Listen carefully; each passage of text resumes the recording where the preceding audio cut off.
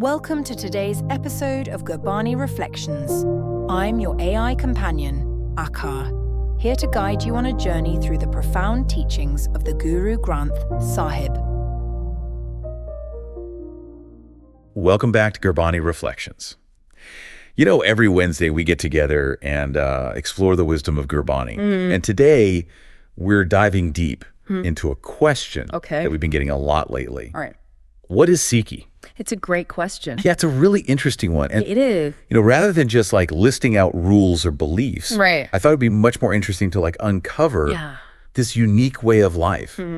Like, how is it based on logic, wisdom, and divine virtues? When you look at Sikhi through that lens, you really start to see how different it is from conventional ideas about religion. Yeah. You know what I mean? I know exactly what you mean, like right away. Yeah. Guru Nanak rejected the existing religions. Like, he didn't see Sikhi as just another religion. He saw it as a universal path. Yeah, and it's like he saw how religion was meant to connect people, Right. but it was often used to divide them. Totally. You know, so he emphasized that unifying force of spirituality instead. Really makes you think about the difference between spirituality and religion, huh? Yeah. And this whole idea of challenging the status quo, that's so central to Sikhi. It is. And, you know, the Guru Granth Sahib, it doesn't hold back when it comes to the religious leaders of the time. No, it doesn't. Like verse 662 talks about how blind faith and rituals can make people feel spiritually empty. Wow. It even points to the clergy, you know, across different faiths as this like root cause for the spiritual suffering and confusion that people were feeling. So how does Sikhi differentiate itself? You know, I often hear the terms Nirmal and Nirala. Those are perfect words. Okay. Nirmal means pure and Nirala means unique. And these ideas are woven into like every part of Guru Nanak's teachings. So it's not just rejecting existing beliefs and practices, but establishing something new and pure and unique. Exactly. And this is where it gets really interesting because Guru Nanak wasn't just offering like a philosophical alternative. He was calling for a complete shift in how people approached their lives. Right. Like he was saying, forget about blindly following rules. Yes. Use your intellect. Yes. Exactly. That Bibek Bood. Yes. To figure out the right path for yourself. He wanted people to think for themselves, to look at the world with critical thinking and awareness. Okay, but that brings up kind of an interesting question. Okay. And maybe like a sensitive one. All right. If Sikhi is supposed to be so Nirmal and Nirala, how do we reconcile that with some of the practices we see today? Some things that we see seem to contradict those principles. That is such a crucial observation, and it really gets to the core of what it means to live a Sikh life, you know? Right. The Guru Granth Sahib gives us really profound guidance, but how we apply that guidance, it's an ongoing process of reflection and evolution. It's like the teachings give us a framework. Yeah. But the journey itself, it's up to each individual to navigate. And that navigation requires this constant dialogue between the wisdom of the Gurbani and like the realities of our lives. Yeah, the Guru Granth Sahib encourages us to never stop learning. Right. To always be reflecting on ourselves, to adapt and apply its wisdom in ways that make sense for our time. That's so cool. It's the beauty of Sikhi, you know? It's not about rigidly sticking to dogma. Yeah. It's about constantly growing spiritually. So if we were to like try to sum it up, what would you say is at the very core of this Sikh way of life? At its core, it's about embracing the divine within yourself and within all of creation. It's about cultivating virtues like love, compassion,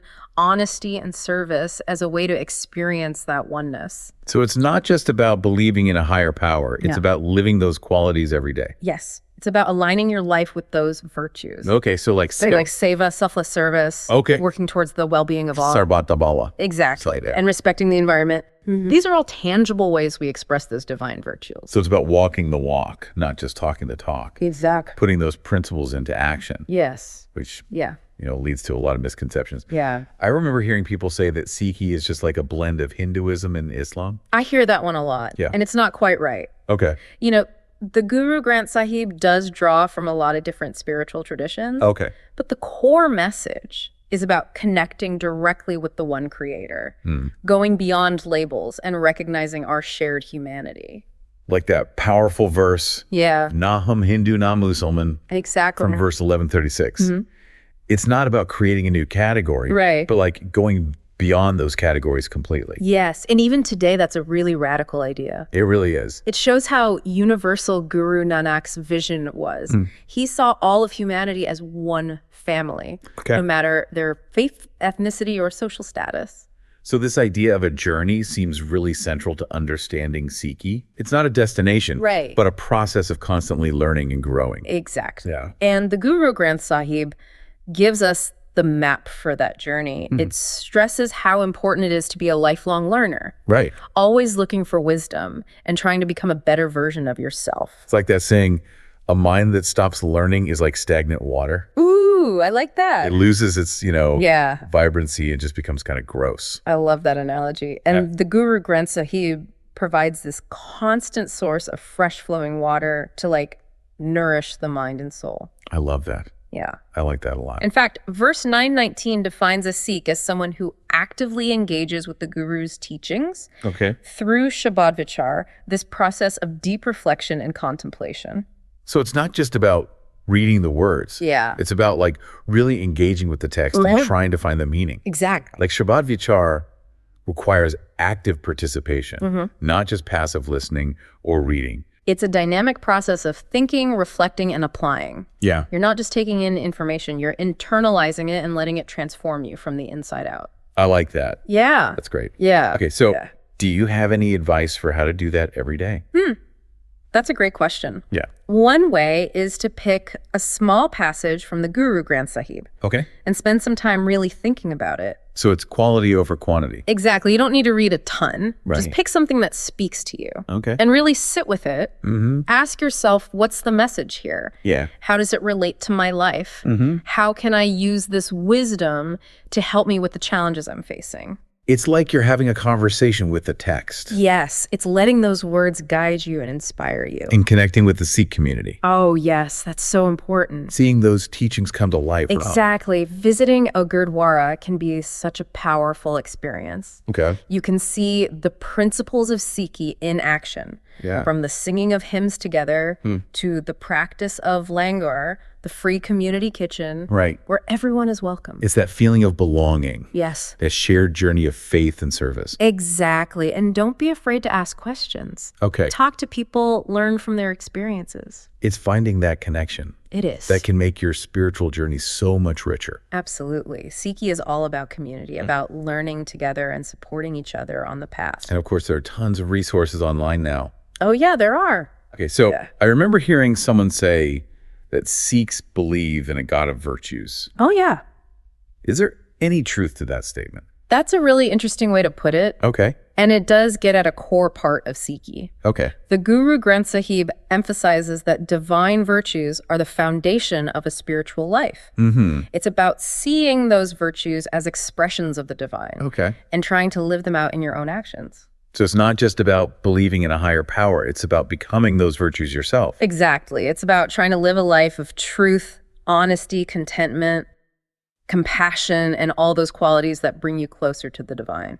So it's almost like those virtues, they become the guiding principles of your life rather than just like a set of rules or rituals. Yes. And that brings us back to Sikhi being this Nirmal and Nirala way of life. Okay. It's about living authentically and making sure your actions match your values. Okay, but how do you actually do that? How do you actually live those virtues in like a practical way? That's a good question. Like it can feel kind of abstract sometimes. You know, every action you take, every choice you make is an opportunity to practice those virtues. Okay. It's about being mindful of your thoughts, words, and actions. So it's about making those choices consciously, Yeah, not just going through the motions. exactly. It's about being present and making decisions that show your commitment to those virtues. That makes a lot of sense. Yeah. It's not about achieving some kind of perfect state, but about trying to be better each day. Right. It's a journey of continuous learning and growth. So where does the Guru Granth Sahib fit into all of this? Yeah. You know, we've been quoting from it, Right. but it sounds like it's more than just a holy book. For Sikhs, the Guru Granth Sahib is the living guru. Wow. It's a source of guidance, wisdom, and inspiration that guides their lives. And Sikhs believe it holds the divine wisdom of the gurus. Yes, and not just the Sikh gurus. Okay. It includes the writings of Hindu and Muslim saints who shared similar spiritual ideals. That's incredible. It highlights the universal truth that's found in spirituality. Yeah. And it emphasizes the Sikh belief that the divine can be found in many paths. Okay, but it's such a huge text. Where do you even start? That's where the practice of Shabad Vichar comes in. Okay. It's about taking the time to really think about the verses, to understand what they mean and apply them to your own life. So it's not about like speed reading or trying to get through as much as possible. Right. It's about slowing down and actually absorbing the wisdom. Exactly. It's about making it a personal and meaningful experience. Which makes me wonder, is there a certain way that Sikhs are supposed to engage with the Guru Granth Sahib? Are there any specific rituals or practices? The Guru Granth Sahib is treated with the utmost respect. It's kept in a special place, often on a raised platform, and covered with these beautiful cloths. So there's a physical reverence for the text. Yes. And when reading from it, it's customary to cover your head and sit respectfully. So it's not just about the words themselves. It's about the whole experience. Exactly. It's about creating a sacred space for reflection and contemplation. Okay, but not everyone is going to spend their life studying the Guru Granth Sahib. Right. So for like the average person, what does it actually mean to be a Sikh in their everyday life? Being a Sikh is about trying to live ethically to serve others and to make society better. So it's about taking those virtues and putting them into action in the real world. Yes, it's about making a positive impact. And, you know, we talked about seva before. Yeah, selfless service. Right. Is that a big part of being a Sikh? Absolutely. Seva is one of the most important practices in Sikhi. Okay. It's about giving your time and energy to help others without expecting anything back. That's beautiful. It's a way of expressing your love for humanity. It's about recognizing that we're all interconnected and acting with compassion and generosity. And it can take many forms. Oh, yeah. It's not just about volunteering at a soup kitchen or something. Right. It can be anything from helping a neighbor to advocating for social justice to just being kind and compassionate in your everyday interactions. So it's about making a difference in your own way. Exactly. I'm seeing a pattern here. Yeah. It seems like Sikhi is all about living your beliefs and putting those principles into practice. You're absolutely right. Not just saying the right words or going through the motions, but actually embodying those virtues in everything you do. And that's what makes it so relevant and powerful. It's a path that's open to everyone, no matter who they are or where they come from. You know, it brings up something I've been thinking about. Okay, what is it? If Sikhi emphasizes this direct connection with the divine, does that mean there's no concept of sin? That's a really interesting question. It is, isn't it? It gets at the heart of how Sikhi sees our relationship with the divine. Okay. There isn't this strict idea of sin. Right. But there is an understanding that our actions have consequences. So it's not about being punished. Yeah. It's about understanding the impact of our choices. Exactly. Sikhi talks about the law of karma. Okay. The idea that every action, every thought, every word creates this ripple effect that eventually comes back to us. It's about realizing that we're responsible for the energy we put out into the world. So we should align our actions with our values. Yes. Knowing that those actions shape not just our own destiny, but the destiny of those around us too. Exactly. And that's where Bikar comes back in. Okay. Those negative tendencies, they cloud our judgment. Right. And lead us to make choices that hurt ourselves and others. So overcoming those Bikar, it's not just about personal growth. It's about creating a more just and compassionate world. Like a ripple effect of positive change. Yes, starting with our own inner transformation. So Sikhi really is a path of action. It is. It's not enough to just believe the right things or think the right thoughts. Right. You have to actually do something. Exactly. It's about taking those beliefs and turning them into actions that benefit everyone. It's about being that change you want to see in the world. Yes. Living those divine virtues in everything you do. And remembering that each step on the path, every act of service, every moment of reflection brings us closer to that connection with the divine. Beautifully said. So if someone wanted to learn more about Sikhi, where would you recommend they start? Well, of course, I would recommend exploring the Guru Granth Sahib. Yeah. But I know that can be daunting, especially if you're just starting out. So I would suggest connecting with a local Sikh community, Okay. visiting a gurdwara, or even just talking to someone who practices Sikhi. That personal connection can be so valuable. It really can. Yeah. It's a great way to experience how welcoming the Sikh community is and to see what Sikhi looks like in practice. I bet there are some great resources online too. Oh, definitely. There are websites, podcast videos, all kinds of things that can introduce you to the basics of Sikhi. And if someone's really serious about learning more, there are always scholars and teachers who can help them along the way, right? And don't forget the power of just opening your heart and mind to learning. That's such a great point. Sometimes the best teacher is your own curiosity Absolutely. and that willingness to explore. It sounds like Sikhi really emphasizes that personal growth and transformation. Yes. It's about always trying to become a better version of yourself, Okay. living a life full of purpose and meaning. And that idea of becoming. Yeah. It really points to this idea that it's a journey, not a destination. Exactly. It's all about evolving and growing, letting go of old habits and embracing new ways of being. It's not about being perfect. Right. It's about putting in the effort.